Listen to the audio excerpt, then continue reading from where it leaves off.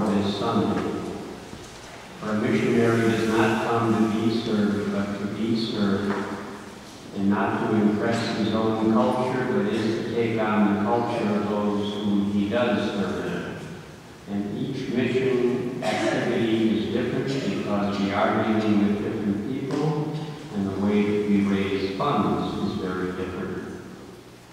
I remember walking the streets of New Delhi with a very successful missionary from Chicago, who was a missionary in India, in northern India, much loved by the people and very successful.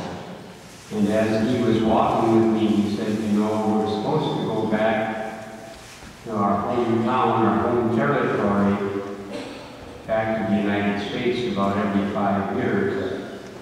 But he said, I found I can no longer bear to do that.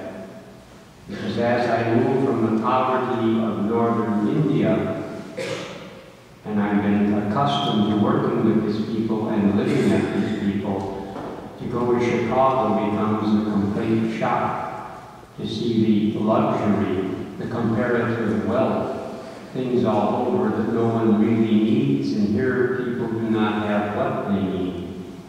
And then after spending about a month in Chicago, then I come back to India and receive another shock because I go from this great luxury, this good food, fine clothes, and then I'm back in the poverty of India and I have to readjust all over. And he said, because of that, I no longer go back to Chicago. I am one of the people here, and this is where I can best serve. And as I said, this man was well loved and a very beloved and successful missionary. And also, we also know that some of our present-day missionaries, even in our present century, have paid the final price.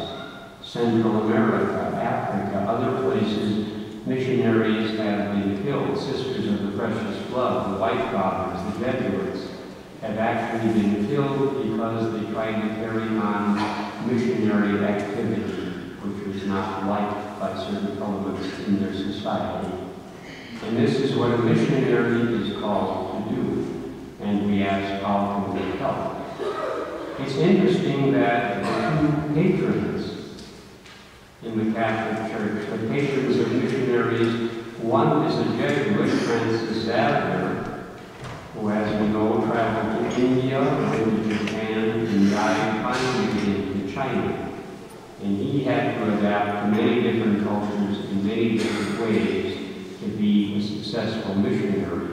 And even non-Catholics find him as the ideal missionary, the way he was able to go and adapt and work with whatever people he found himself with.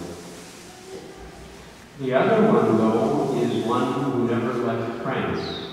Therese de Lisieux, who was a Carmelite nun. She wanted to go to a Carmel in Vietnam, but because of poor health, she could not do that. But she always knew that she could pray for the missions. So for her short life in a Carmel in France, she prayed for missionaries, and therefore, because of that, she is a patroness of the missions. And this is one thing we can always do.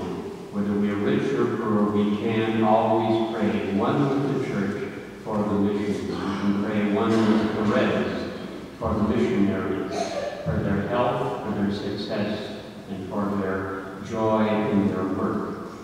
But also, sometimes as today, we are asked to give. When people sometimes ask me, where is a good place to give money, I said the first criterion is how much money really goes to the people you want to help. It's never going to be 100% because you have to have mailings and brochures and various things so people are aware. But to be honest, the Catholic Church comes off quite well. Jesuit Refuge Services comes off quite well. Catholic Charities comes off quite well, and so do the various Catholic campaigns.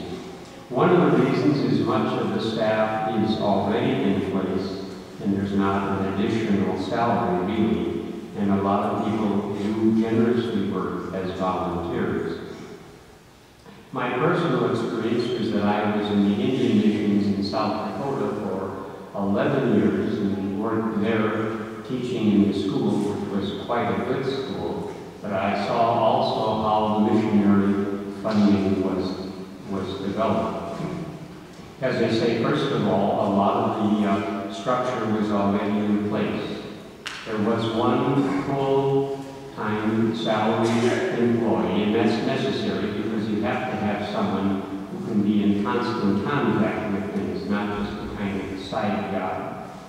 Most of the others were volunteers, and the other salaried people, both in the high school, the grade school, and those helping with the funding, were Native Americans. So when we paid them a salary, just in paying a salary, we were already helping the economy.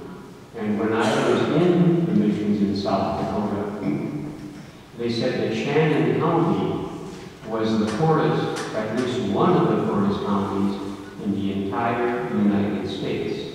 Again, people who lived in poverty and did not have very much, so depended very much on the missionary activity for physical support, for their education, and for their spiritual development.